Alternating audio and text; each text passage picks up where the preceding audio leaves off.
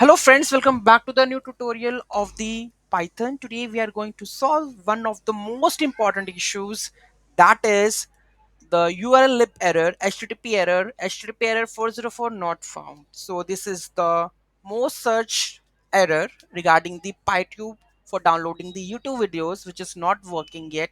And my previous video for the downloading the YouTube video also, now it's not working, but previously it's working. So the users commented that this is not working, so I come up with the solutions to solve this issue. Let's get started.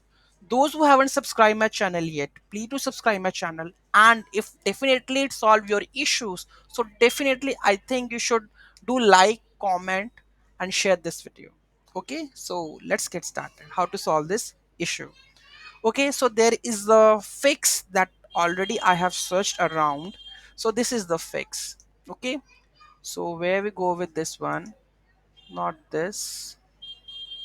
I think here I have the fix, so we have to go with the install the py2 fix. So there is a fix that we have to use it. So whatever we have, just install this.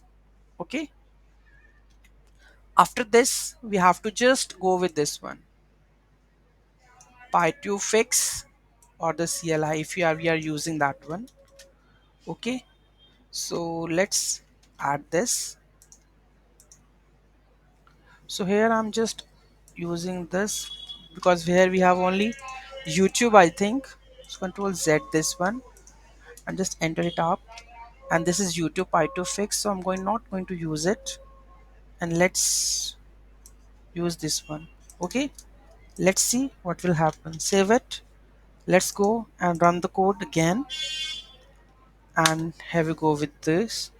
How to download the YouTube, because title is coming up, and let's see it is downloaded or not. It says downloaded, and this is the title exactly of my video. Okay, let's go to the folder, and here we go with this one with the mp4.